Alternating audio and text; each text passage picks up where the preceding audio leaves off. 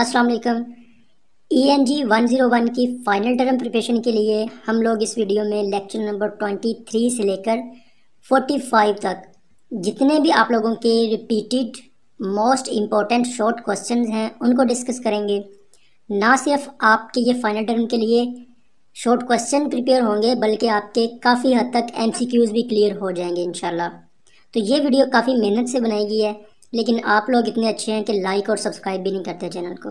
तो चलें जी स्टार्ट करते हैं। खैर आपके ये मैं फिर से बता रहा हूँ कि ये शॉर्ट क्वेश्चंस हैं, बहुत ज़्यादा इंपॉर्टेंट हैं। आप चेक करिएगा अपने फाइनल पेपर में, ये बहुत मरतबा जो है रिपीटेड क्वेश्चंस हैं आपके। तो स्टार्ट करते हैं। क्वेश्चन नंबर 1 जो हमारा है, डिफाइन अफेक्टिव सेंटेंसेस। हमने क्या करना है, अफेक्टिव सेंटेंसेस की डेफिनेशन लिखनी है कि अफेक्टिव सेंटेंसेस होते क्या हैं। There are 3 elements which make for effectiveness in sentences. क्या कहता है कि 3 एलिमेंट्स हैं जो कि किसी भी सेंटेंस को इफेक्टिव बनाते हैं। ठीक हो गया। 3 जो एलिमेंट है वो कौन से हैं, वो हमारे पास फर्स्ट पे है यूनिटी, सेकंड पे कोहेरेंस और थर्ड पे है एम्फेसिस। ठीक हो गया। ये 3 एलिमेंट है हमारे पास जो हमारे सेंटेंस को इफेक्टिव बनाते हैं, ये आपने याद रखना है। अब हमने क्या करना है, यूनिटी, कोहेरेंस एंड एम्फेसिस, इन तीनों को बार बार हमने अलग-अलग करके डिस्कस करना है। ये क्योंकि अलग-अलग जो है, यूनिटी एक अलग क्वेश्चन है, कोहेरेंस एक अलग और एम्फेसिस एक अलग है, और ये शॉर्ट क्वेश्चंस बार बार आ चुके हैं, यूनिटी, कोहेरेंस और एम्फेसिस। ठीक हो गया। ये तो आपका क्लियर हो गया कि किसी भी सेंटेंस को इफेक्टिव कैसे बनाते हैं, 3 एलिमेंट्स के जरिए, यूनिटी, कोहेरेंस और एम्फेसिस। इन 3 एलिमेंट्स के जरिए हम किसी भी सेंटेंस को इफेक्टिव बनाते हैं। सेकंड पे हमारा क्वेश्चन कौन सा है, what is mean by unity. Unity का मतलब क्या है, by unity we mean that every part of a sentence must contribute to one main unifying thought. कि यूनिटी का मतलब क्या है कि हर हिस्सा सेंटेंस का, ठीक है, जो कि मेन थॉट दे रहा हो। जिसमें एक सेंटेंस है तो एक सेंटेंस में कोई ना कोई एक ऐसा पार्ट होता है, एक ऐसा वर्ड होता है जिसके ज़रिए हमें पूरे फिक्रे की, पूरे जुमले की समझ आ रही होती है। ठीक है, अगर उस एक वर्ड को निकाल दे तो पूरे जुमले की हमें कोई सेंटेंस की समझ नहीं आती। ठीक हो गया। तो एक ऐसा वर्ड पूरे सेंटेंस में, कोई ऐसा पार्ट जिसके ज़रिए हमें कंप्लीट थॉट्स मिल रही हो, ठीक है, जिसके ज़रिए हमें सेंस मिल रही हो, वो क्या होता है, यूनिटी होता है। थर्ड पे हमारे पास है what meant by coherence. Coherence क्या होता है, by coherence we mean that the various part of a sentence must follow one another is an order which make their relationship clear. अब मैं आपको सिंपल वर्ड में समझाता हूँ कि कोहेरेंस का मतलब ये होता है कि एक सेंटेंस में डिफरेंट वर्ड्स होते हैं, ठीक है, लेकिन उन सब का आपस में रिलेशनशिप होना चाहिए। यानी इस तरह ना हो कि स्टार्टिंग में सेंटेंस के जो कुछ वर्ड हों वो कुछ और एक्सप्लेन कर रहे हो और लास्ट वाले कुछ और एक्सप्लेन कर रहे हो। यानी एक सेंटेंस के तमाम वर्ड्स का आपस में रिलेशन होना चाहिए, वो आपस में एक दूसरे को सपोर्ट करते हो, मिलते जुलते हो। और हमारे पास 4 क्वेश्चन जो है वो है डिफाइन एम्फेसिस। कि एम्फेसिस क्या है, ठीक है। एम्फेसिस को देख लेते हैं। By emphasis we mean that most important part of a sentence. ये किसी भी सेंटेंस का बहुत ज़्यादा इंपॉर्टेंट पार्ट होता है। Must be so placed that attention, ये वो मेन जगह होती है या मेन वो वर्ड होता है जिस पे हमारी अटेंशन होती है, is directed toward them rather than toward less important part. यानी ये एम्फेसिस एक ऐसा वर्ड होता है जिस पे हमारे पूरे सेंटेंस का फोकस इस वर्ड पे होता है। ठीक है, मैं अब आपको एक एग्जांपल से समझाता हूँ। जैसे कि है कोई बंदा है, Ali is go to school. इसमें अगर हम स्कूल निकाल दें तो पीछे हमें कुछ समझ मिलेगी, सेंस मिलेगी, फिक्रे में कोई नहीं मिलेगी। ठीक है, तो अगर हमारा इसमें मेन फोकस हमारा किस चीज़ पे है, स्कूल पे है, तो इस तरह के जो वर्ड होते हैं जिस पे हमारा मेन फोकस होता है, टारगेटेड वर्ड जो हमारे होते हैं, वो क्या होते हैं, एम्फेसिस होते हैं। 5 पे हमारे पास आ रहा है डिफाइन क्लाउज।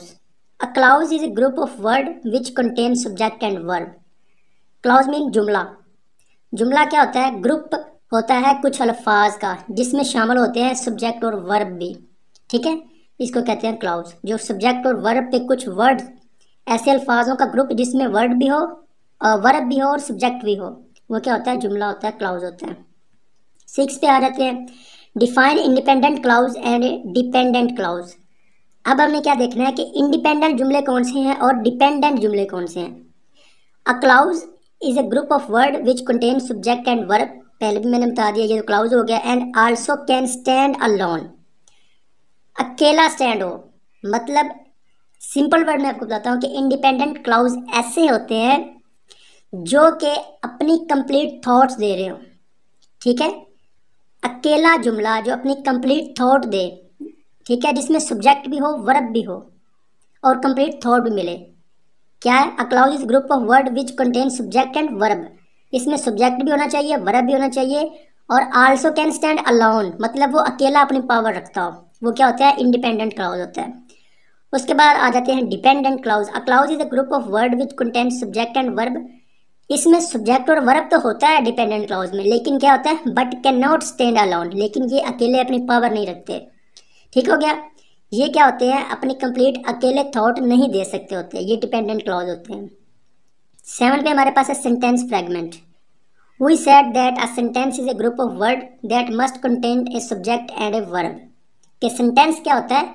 जिसमें सब्जेक्ट भी हो वर्ब भी हो और वो क्या कर रहा हो? उन्हें कंप्लीट थॉट दे रहा हो, वो क्या होता है? सेंटेंस होता है। लेकिन साथ में वर्ड फ्रेगमेंट लग गया है, तो अब इसकी कोई सेंस जो है बदल जाएगी।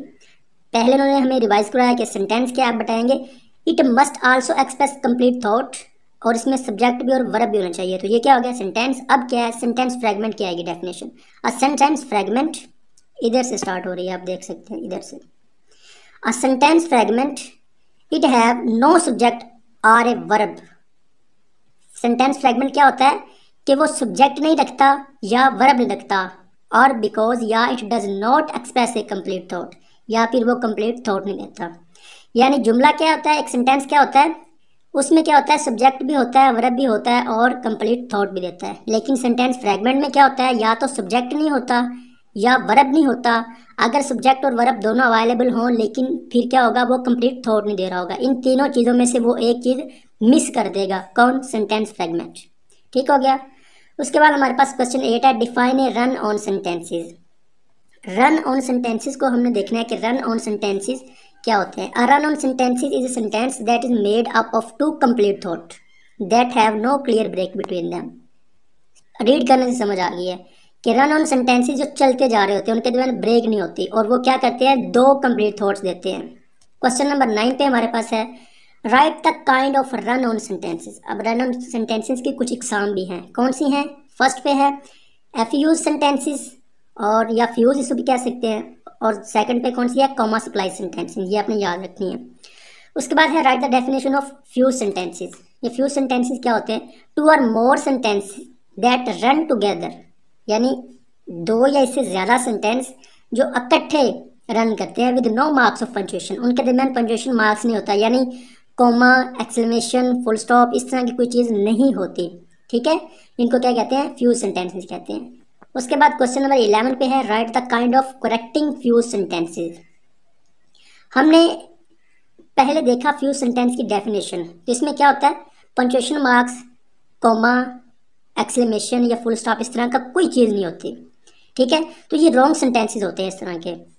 अब आप खुद देखें कि 3-4 सेंटेंस इकट्ठे हो और उनके दरमियान कोई ब्रेक ना हो, कोई फुल स्टॉप ना लगा हो, हमें कोई प्रॉपर सेंस नहीं मिलेगी, तो वो क्या होंगे? रॉन्ग सेंटेंस होते हैं। तो वो क्या कहते हैं कि फ्यूज सेंटेंसेस को आप ठीक करने के कुछ इकसाम बताएं।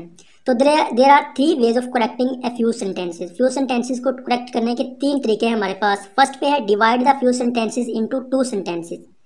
हम क्या करेंगे? सेंटेंसेस को डिवाइड कर देंगे ठीक करने के लिए। सेकंड पे क्या करेंगे? Put A comma and an appropriate joining word. हम क्या करेंगे? सेंटेंसेस के दरमियान कॉमे लगा देंगे या फिर कुछ अप्रोप्रिएट जॉइनिंग वर्ड यानी सच एज एंड बट वगैरह इस तरह के कुछ लफाज लगा के क्या करेंगे? उनको अलहदा करेंगे। थर्ड पे क्या है? Use subordination. Subordination mean unless, while, as, though and after वगैरह इस तरह का कुछ खुद से वर्ड लगा कर, ठीक है, खुद से कुछ ऐड करके जो है ज्वाइनिंग वर्ड लगा के हम क्या करेंगे? उसको ठीक कर देंगे। 3 तरीके हैं ठीक करने के फ्यूज सेंटेंसेस को, आपने याद रखना है। 12 पे हमारे पास है, right the definition of modifier. Modifier क्या होते हैं? बहुत ज़्यादा इंपॉर्टेंट है। मॉडिफायर इज वन और more words that describe another word और ग्रुप ऑफ वर्ड्स। मॉडिफायर का मतलब क्या है? कि जो डिस्क्राइब करते हैं किसी लफ्ज़ या ग्रुप को मज़ीद, मतलब बढ़ा चढ़ा के बयान करते हैं किसी चीज़ को। एग्जाम्पल भी नीचे लिखी हुई है, the women with gold remind speechless is my boss. कि एक औरत है, वो क्या कहता है कि औरत जो है वो गोल्ड रिमाइंड स्पीचलेस है, वो मेरी बॉस है। अब ये सिर्फ इतना भी कह सकता था कि the woman is my boss, कि मेरी जो बॉस है वो लड़की है, वो औरत है। लेकिन वो क्या कह रहा है कि द वुमन जो मेरी बॉस है, वो औरत जो है वो विद गोल्ड रिमाइंड स्पीचलेस है, यानी बढ़ा चढ़ा के उसकी खूबी बता रहा है। ठीक है, इस ये क्या है जो लगा रहा है गोल्ड रिमाइंड स्पीचलेस, ये मॉडिफायर्स हैं। क्वेश्चन नंबर 13 पे है right the kind of modifiers. ये कुछ मॉडिफायर्स की इकसाम भी हैं, misplace modifiers, single word modifiers, dangling modifiers, ये भी आपने याद रखनी है। क्वेश्चन नंबर 14 पे है write down the kind of correcting comma splice. Comma splice को करेक्ट करने के कुछ इकसाम लिखें। Divide the comma splice into two sentence. हम क्या करेंगे, डिवाइड कर देंगे कॉमा स्प्लाइस को दो सेंटेंसेस में। सेकंड पे है connect the two complete thoughts by placing A joining word. Joining word के जरिए हम दो सेंटेंसेस को आपस में मिला देंगे, जैसे सच एज, बट और सो वगैरह इस तरह के वर्ड लगा के। वही है जैसे हम एफ यू सेंटेंसेस के जिस तरह हमने एग्जाम पढ़ी, सेम वही है। यूज सबऑर्डिनेशन, सबऑर्डिनेशन लगा के भी हम क्या कर सकते हैं, कॉमा स्प्लाइस को ठीक कर सकते हैं। क्वेश्चन नंबर 15 पे हमारे पास है right the name for general principle of notes making while writing. कि लिखाई करते वक्त हमने क्या करना है, चार प्रिंसिपल जो अपने माइंड में रखने हैं, वो कौन से हैं वो बताएं। क्लियर आइडेंटिफिकेशन, हमने आइडेंटिफिकेशन क्लियर करनी है। सेकंड पे डेवलप द फ्लेक्सिबिली, ठीक है। थर्ड पे है leave room for your comments. Four पे है डेवलप एन एब्रीवेशन सिस्टम। ये चार प्रिंसिपल हैं, राइटिंग करते वक्त अपने माइंड में रखे जाते हैं, जो आपने इसको याद रखना है। ये एमसीक्यू में पूछेंगे, यानी ये क्वेश्चन नंबर जो 15 है इसको पूरा लिख देंगे और इन फोर में से कोई एक मिस कर देंगे, ठीक है, या इन चारों में से एक लिख देंगे, तीन कोई और लिख देंगे, इस तरह से आपका एमसीक्यूज बना देंगे। क्वेश्चन नंबर 16 पे है define time realtors. Time realtors क्या होते हैं?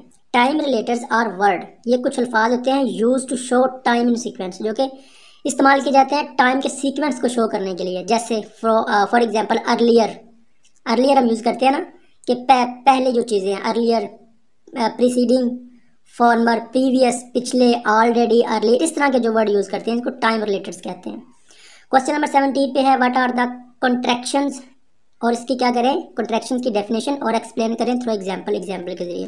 अब कॉन्ट्रैक्शंस आर टू वर्ड्स, ये दो अल्फाज होते हैं made shorter by placing an apostrophe where letter have been omitted. ये क्या करते हैं, दो अल्फाज होते हैं जो मिले होते हैं ओमिट करके। जैसे आई एम, आई अलग है, एम अलग है, लेकिन इनको क्या कर दिया, ज्वाइन कर दिया। आई एम एक ओमिट करके इनको ज्वाइन कर दिया।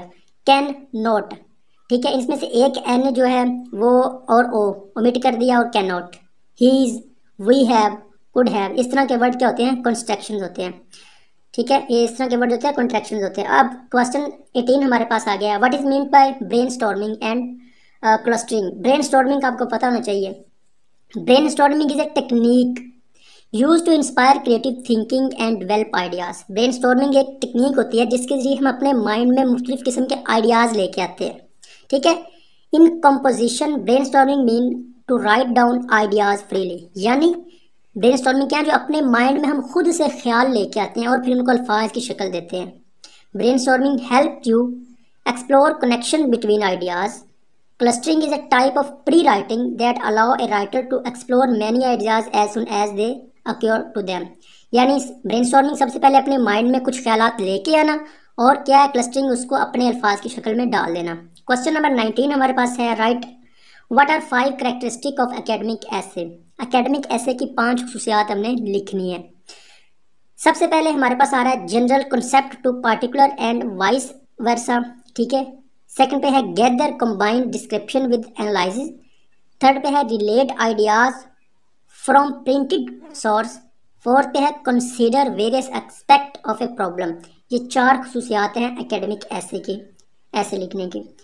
लास्ट क्वेश्चन हमारे पास है question number 20, what are the 5 element of a well written paragraph. अच्छे पैराग्राफ लिखने के लिए हमारे पास 5 एलिमेंट होने चाहिए, वो कौन से हैं? अ टॉपिक सेंटेंस, एक टॉपिक होना चाहिए। सपोर्टिंग सेंटेंस, उस मेन टॉपिक को सपोर्ट करने वाले कुछ सेंटेंस होने चाहिए। कंक्लूडिंग सेंटेंस होने चाहिए, यूनिटी उसमें होनी चाहिए, कोहेरेंस होनी चाहिए। ये 5 चीज़ें हैं वेल रिटन पैराग्राफ के लिए। अच्छा पैराग्राफ लिखने के लिए हमारे पास ये 5 जो है एलिमेंट्स होने लाजमी है। आई होप सो कि आपको कुछ ना कुछ पहले पढ़ा होगा। अगर आप लोग ये फाइल लेना चाहते हैं और इससे आप रटा लगाना चाहते हैं, अगर किसी को समझ नहीं आई तो, या फिर आप हेल्प लेना चाहते हैं इनसे, तो आप इन्हें क्या करना होगा, कमेंट में अपनी ईमेल लिखनी होगी।